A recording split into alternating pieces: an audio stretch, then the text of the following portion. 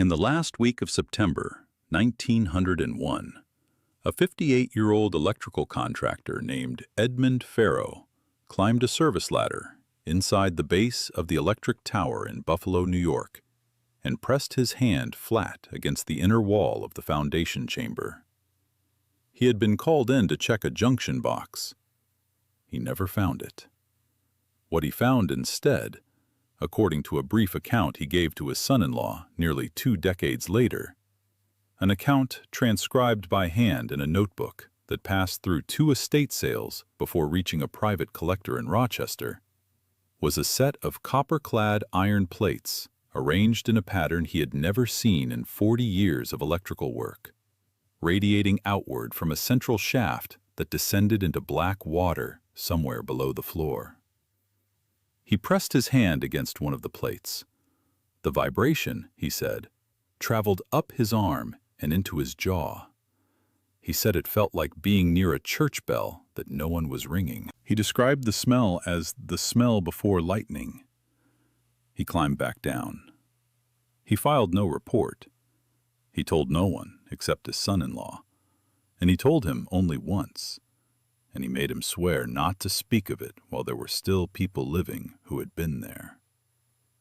The last of those people was gone by the time the notebook surfaced, and the notebook, the last time any record of it was made, was listed in a private collector's catalog as transferred to institutional custody, provenance undisclosed, sometime in the early 1980s. It has not been seen since. Before we go any further, if forgotten history and the records someone tried to bury are the kind of thing that keeps you up at night, take a second to subscribe and turn on the notification bell. It costs you nothing, and it keeps this channel pulling the threads the official story would rather leave alone. Now, let us talk about Buffalo. Let us talk about what blazed in that city in the summer of 1901.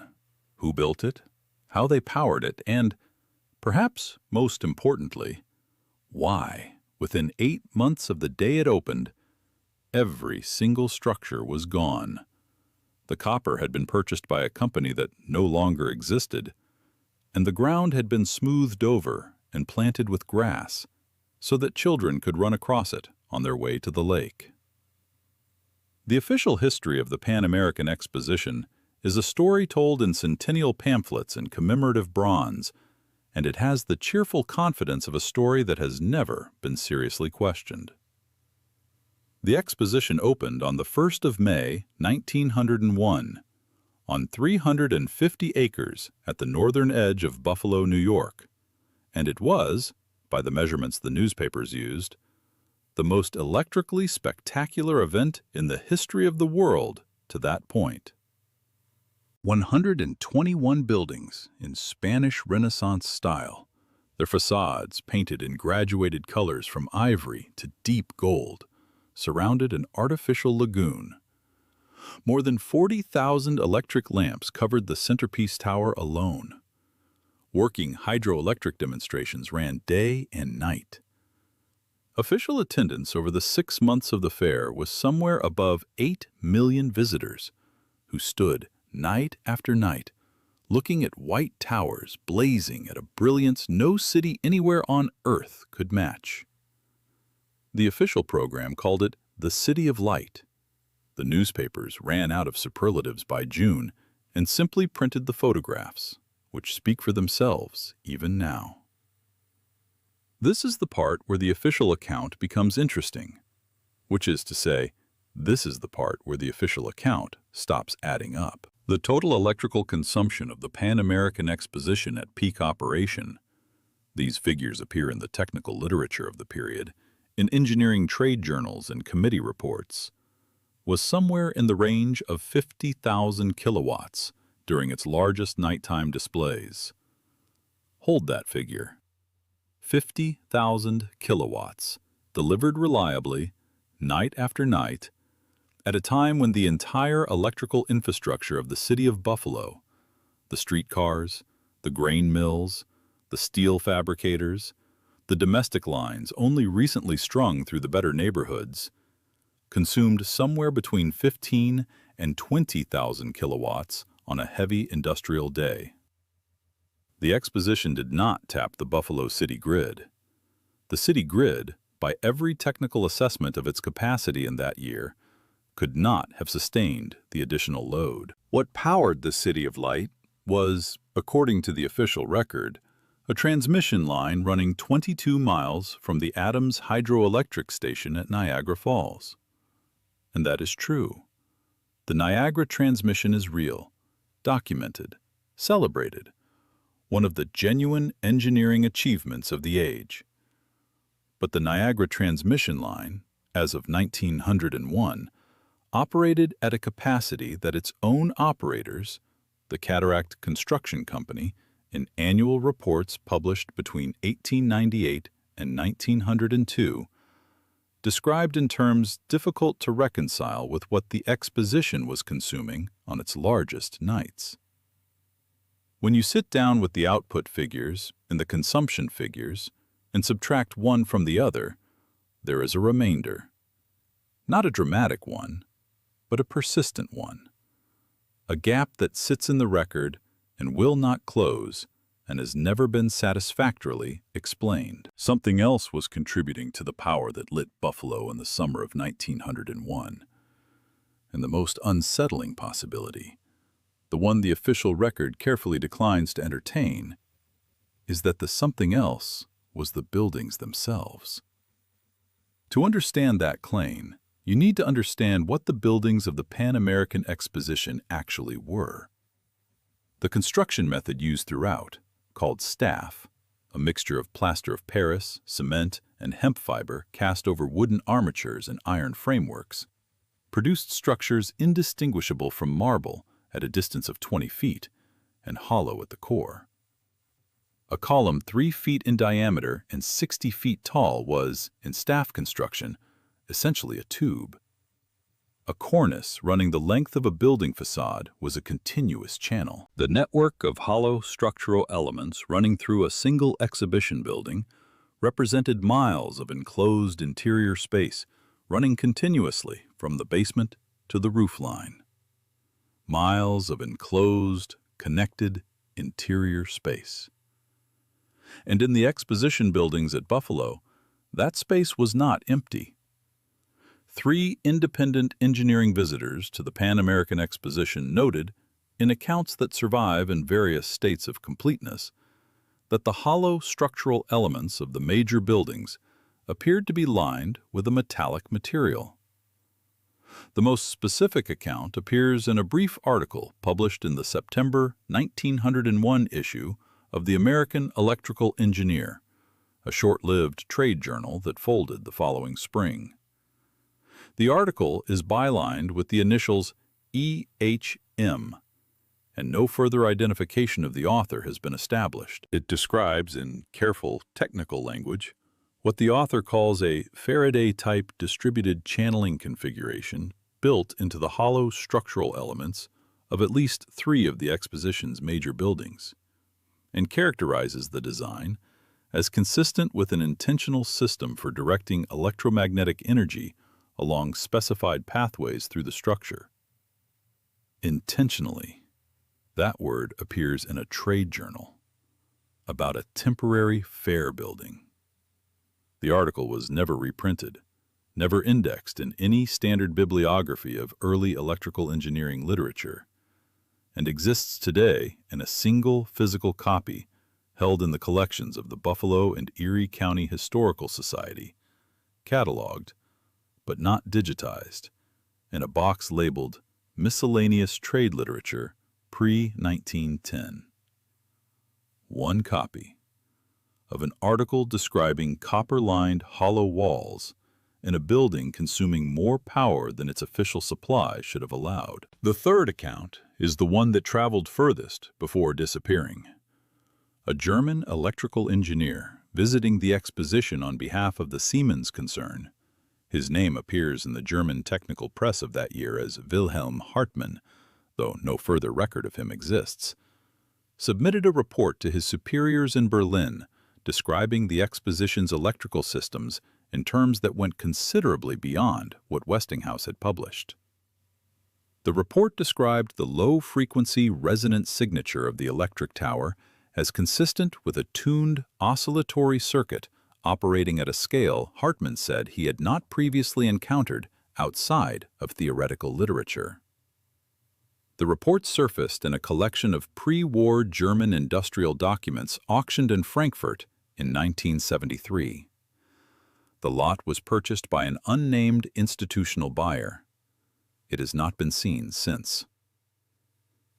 Tuned oscillatory circuit. In 1901, that phrase belonged to one man, and his connection to Buffalo in this period is not speculation.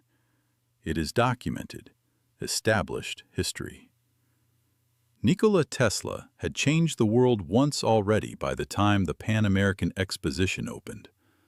The alternating current system he had developed with George Westinghouse was the system powering the Adams hydroelectric station at Niagara Falls, the system that had won the war of currents against Thomas Edison's direct current, and the system Westinghouse Electric was displaying at the center of the exposition grounds in Buffalo.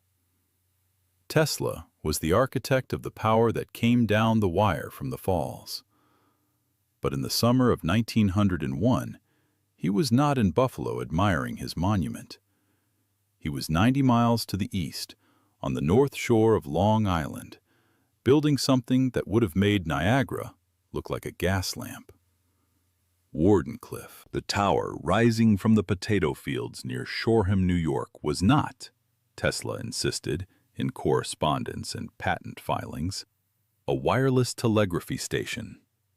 It was a world system, a means of transmitting not just information, but electrical power itself through the conducting layers of the earth and through the upper atmosphere, without wires, without transmission lines, without a grid, and therefore without a meter, without a choke point, without a single point of ownership or control. Tesla had demonstrated the principle at smaller scales. In his Colorado Springs laboratory in 1899, he had lit 200 incandescent bulbs at a distance of 25 miles from his transmitter, drawing the power through the earth itself. He had published the theoretical basis. He had filed the patents. He knew it worked. And the electric tower in Buffalo, the tower with the foundation that went 32 feet below grade, with the copper-clad iron plates in their radial arrangement around a central shaft descending into water, with the resonant hum that a man felt in his jaw before he heard it with his ears, bore, in its structural specifics, a close resemblance to the receiving apparatus Tesla had described in theoretical papers as necessary for the extraction of wirelessly transmitted ground-conducted power. The foundation depth alone should give you pause. The exposition's engineering committee had specified that the site's lacustrine soil required deep pilings for major structures. This is true, and it is the standard explanation for deep foundations at the site. But pilings are vertical compressive elements driven into the ground to resist downward loading. What the contractor's report describes, copper-clad plates in a radial pattern around a central descending shaft, is not a piling configuration. It is the geometry of an electrical ground system, a low-resistance, high-surface area earth contact designed to receive or transmit electrical energy through the conducting layers of the soil. An engineer who knows what to look for cannot confuse the two. Placeholders do not need foundation systems that function as electrical ground terminals. Decorative towers built to last 6 months do not need 32 feet of copper-clad infrastructure below the water table. But the tower is not even the strangest part. The strangest part is the lagoon. The artificial lagoon that surrounded the exposition grounds on 3 sides was fed by pumps drawing from the water table at roughly 12 to 15 feet below grade, maintained at a depth of approximately 4 feet throughout the fair's operation. It was, officially, a decorative element, the reflecting pool that made the tower's nighttime illumination into the iconic image that survives in nearly every photograph of the exposition. Beautiful. Practical. The obvious explanation. Tesla, in a paper published in the Electrical World and Engineer in the autumn of 1900, had described the role of conductive surface water in proximity to a tuned ground terminal in terms any working electrical engineer of the period would have recognized. A body of still, shallow water directly above a grounding system increases the coupling efficiency of that system, the ability to exchange energy with the surrounding Earth, by a factor he calculated at between 4 and 8 times. Not decorative water, coupling water. An amplifier made of stillness and minerals dissolved from the glacial sediment of a city built on the shore of one of the largest freshwater lakes in the world. The lagoon was not just a mirror for the light, or it was not only that. And then the lagoon was drained, the basin was filled with rubble and earth, the surface was grated smooth, and the park swallowed it. That happened in the spring of 1902, while the last buildings were still coming down, with a thoroughness that seems excessive for a purely decorative water feature.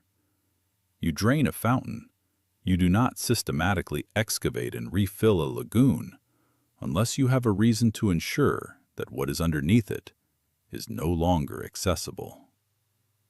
Let us talk about the speed, because the speed is one of the details that, if you allow yourself to sit with it honestly, will not let you go. The Pan-American Exposition officially closed on the 2nd of November, 1901. The demolition of the major structures began on the 14th of November. 12 days later. 12 days. For a fair that had taken nearly 2 full years to plan, and more than 18 months to construct, whose 121 buildings represented tens of millions of dollars in labor and materials.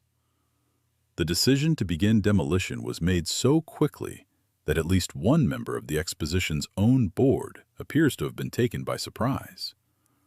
A letter from board member Carlton Dewey to his fellow director James Quackenbush, written on the 9th of November, 1901, 3 days before the demolition contract was signed, asks, in language that reads as plainly puzzled, "What is the urgency? The grounds can wait until spring." Quackenbush's reply, if it was written, has not been located. The demolition contract was executed on the 12th of November. Work began on the 14th. By the 1st of March, 1902, 4 months after the closing ceremonies, the electric tower was gone. Not stored, not relocated, not preserved. The staff was broken up and carted to a dump on the eastern edge of the city. The iron armature went to a scrap dealer. The copper, the wiring, the transformer installations, the miles of copper in the electrical systems, and, if the accounts we have examined are accurate, the lining of the hollow structural elements and the copper-clad plates in the tower's foundation, was purchased in a single transaction recorded in the exposition's liquidation ledger under the heading Electrical Materials Disposal.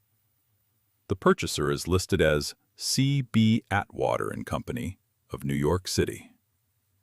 C.B. Atwater and Company of New York City does not appear in any commercial directory for that city in the years 1902, 1903, or 1904. It does not appear in any business listing, any registration record, any trade association membership, or any court filing. It appears in exactly one place in the historical record, line 47 of the Pan-American Exposition's liquidation ledger, purchasing an unspecified quantity of copper at below market rates in a lump transaction with no further details. A company that did not exist before the fair closed and did not exist after it, purchased the copper from the most electrically ambitious structure in the Western Hemisphere. And then the company was gone. And then the copper was gone. And then the lagoon was filled in. And then the grass was planted. The pattern does not begin in Buffalo and does not end there. In 1893, 8 years earlier, the world's Columbian Exposition blazed in Chicago. The white buildings, the artificial lagoon, the staff construction, the dense electrical illumination, demolished with startling speed.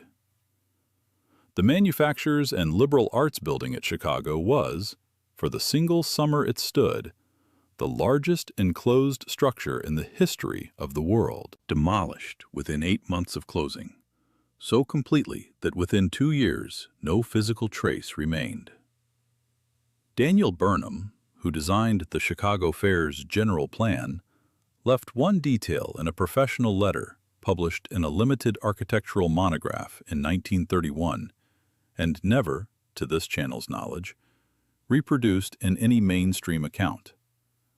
That during the early demolition of the administration building, he entered its lower levels and found infrastructure of a character he had not authorized and did not recognize. In his own building's basement, he does not describe it further. Infrastructure he had not authorized, in the lower levels of a building demolished before the question of its origins could be widely asked. In Paris, at the 1900 Exposition Universelle, the centerpiece Palace of Electricity stood 52 meters tall, covered in thousands of multicolored electric lamps that French engineers described as unlike any conventional illumination system in their experience. Demolished the following year. In St. Louis, the Louisiana Purchase Exposition of 1904 consumed power at figures the official supply only partially accounts for. Demolished within a year. Every time the White City blazes for one season. Every time the demolition begins before the grounds are cold. Every time the copper disappears. The official history says, the buildings were always temporary. The technology was in its infancy. There is nothing to explain. Here is the problem with that explanation. Staff buildings do not require decades of costly maintenance to survive. The Fine Arts Building of Chicago's 1893 Exposition, rebuilt in permanent materials, stands today as the Museum of Science and Industry, more than 130 years after the fair that created it. Staff weathers. It can be repaired at costs far below new construction. The great exhibition halls of Victorian London were demolished by decision, not by decay, and the decisions were made with a consistency across multiple cities and multiple decades that begins, when you lay the cases side by side, to look less like independent economic calculations and more like a policy. And the policy, if it is a policy, has a beneficiary. The beneficiary is the metered grid. The system being built and consolidated in the first decade of the 20th century, in which electrical power flows from a fixed generation point through transmission lines that someone owns, through a meter that someone reads, billed at a rate that someone sets. J.P. Morgan's fingerprints on this story are not speculative. Morgan's bank had consolidated the Edison electrical interests into the General Electric Company by the early 1890s, directly competing with Westinghouse for the contracts building the electrical grid. The grid was, by 1900, one of the most profitable infrastructure investments in the history of capitalism.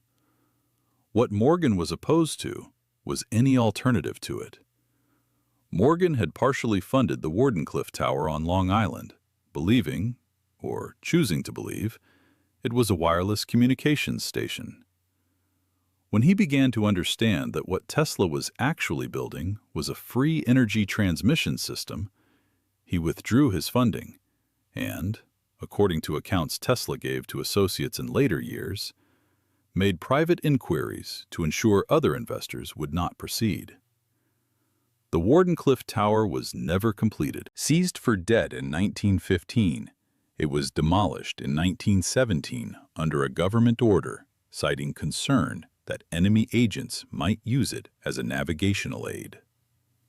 A 187-foot steel lattice tower on the north shore of Long Island, demolished at government expense because it might help the Kaiser navigate Long Island Sound. The explanation is so thin you can see through it. Tesla spent the last 3 decades of his life in increasing poverty in a rented hotel room in New York City, while the metered grid he had made possible grew into the most profitable infrastructure system in the history of the world. He died on the 7th of January, 1943. That same morning, agents of the Office of Alien Property arrived at his hotel room and removed the contents of his personal safe. The documents were classified. Some were later returned to his family, heavily redacted. Some were not. A man dies at dawn. Federal agents arrive before noon. The documents go into a vault. This is not speculation. It is the documented record of what happened. The case against everything we have just said is real and deserves to be heard honestly. The power consumption figures for the expositions of this era are estimates, not precise measurements. Electrical metering in 1901 was not accurate enough to allow a firm conclusion about a discrepancy of the size we are discussing. The Niagara line's upper capacity range may have been sufficient for most nights, with the shortfall within normal margins of error. The account of copper lining in the American Electrical Engineer is a single pseudonymous article in a short-lived journal. The author may have been speculating or misidentifying what they saw. The contractor's report describing the copper-clad foundation elements is known only through a second-hand reference, and its details may have been misread or taken out of context. The Hartman report has a chain of custody that cannot be independently established. Farrow's account exists only in a transcribed notebook whose current location is unknown. Every individual piece of this story, examined alone, can be dismissed. The sources are thin, the documentation incomplete, the witnesses unverifiable. None of this rises to the standard a historian would require, and the historian who demands that standard is not wrong. This must be said clearly. And yet, the shapes remain. The shape of a foundation going 32 feet below the water table in a temporary structure. The shape of copper-clad plates in a radial arrangement that serves no structural function. The shape of a resonant hum felt in the sternum before it was heard. The shape of 12 days between closing and demolition, with a board member asking why the hurry and receiving no surviving answer. The shape of a company that bought the copper and left no address. The shape of an article that ran once and was never indexed. The shape of patent applications rejected, refiled, rejected again, and then, for the key documents, not located. These shapes, laid side by side, form a silhouette, not a proof, a silhouette. The outline of something that was here and then was taken apart with speed and thoroughness. But things that are simply done do not have their copper purchased by entities that cease to exist. They do not require demolition orders from the federal government. And the men who felt the ground hum in their sternum at midnight do not write letters that are reclassified before they die. Consider what it would have meant. A summer night in Buffalo in the year 1901, and a man standing at the edge of a lagoon watching a tower blaze with light that no meter was measuring, fed by a principle that required no bill to be paid and no line to be maintained. Consider that the same principle, scaled, could have meant that the electrical grid as it was subsequently built, the generating stations, the transmission lines, the substations, the meters, the monthly bills, the utilities, and their shareholders did not have to exist. Not because the technology was primitive, but because an alternative had been demonstrated at scale, seen by 8 million people over 6 months, and the decision had been made by someone, for reasons never published, that what had been demonstrated needed to be dismantled before the question of what it was could be widely asked. If you are standing somewhere with an electrical outlet in the wall, the chain of infrastructure between you and the generator is one of the most profitable chains in the history of commerce. Every link is an asset. Every asset has an owner. The owners of those assets have been, since the first decade of the 20th century, among the most powerful entities in every economy on Earth. That chain did not have to exist in this form. There was, for one blazing summer on the shore of Lake Erie, at least the shape of something different. Dismantled, its copper purchased by a company with no address, its lagoon filled in, its grass planted over, a century passing in silence on top of it. The ground beneath Delaware Park in Buffalo has never been systematically excavated. The copper-clad iron plates, if they are still there, are somewhere below the softball fields and bicycle paths, 32 feet down, arranged in a radial pattern around a central shaft filled with water and earth and silence for more than 120 years. No archaeologist has been given a permit to dig there. The historical marker at the park's edge describes the Pan-American Exposition in the language of loss and beauty.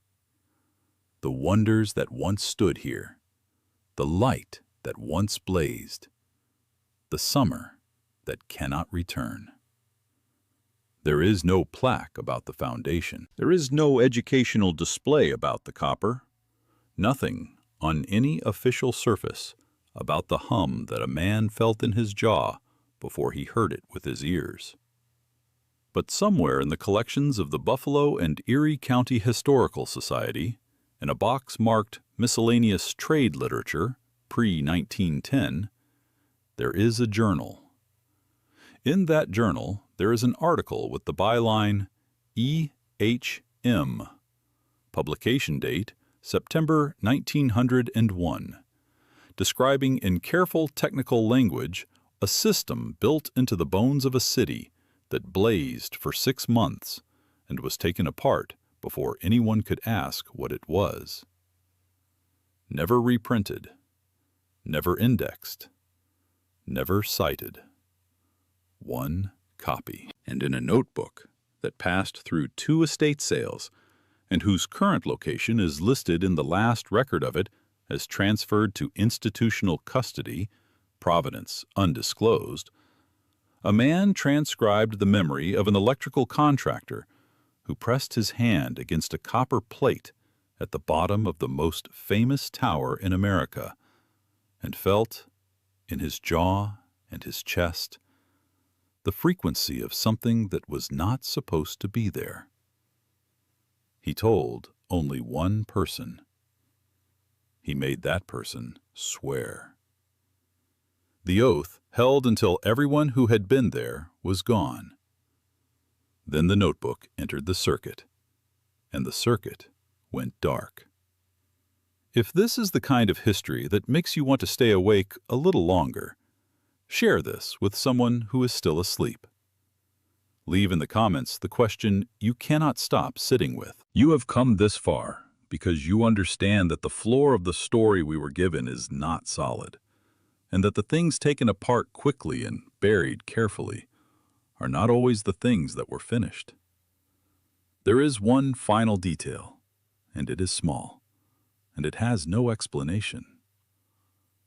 On the night of the 1st of November, 1901, the last night the exposition was open, the night before the closing ceremonies, a reporter for the Buffalo Courier walked the grounds after dark. He describes the tower as brighter than he had ever seen it. He describes the hum as audible at 50 yards, a low, sustained tone like a pipe organ holding a single note somewhere below the range at which notes have names. He describes the water of the lagoon as perfectly still and perfectly bright. The tower's reflections so precise and so luminous that he could not, for a moment, determine which was the tower and which was the light in the water below it. He writes that he stood there for a long time, and that when he finally turned to leave, he felt, for a reason he could not name, that he was saying goodbye to something that had known, for a long time, that this was coming. The next morning the grounds were quiet. In 12 days the hammers fell. In 4 months the tower was rubble. In a year the grass was planted, and the City of Light became exactly what it needed to become: a beautiful memory, a glowing postcard, the name of a summer with no inconvenient remainder. Except for the shapes. The shapes are still there. A typescript in a mislabeled box. A copper plate in a radial array beneath a softball field. The initials of a man who wrote one article and was never heard from again. A contractor who pressed his hand against something in the dark and made one man swear, and the swearing held. And then the last person who knew was gone, and the ground was smooth, and the park was quiet, and the City of Light had been dark for longer than anyone alive could remember.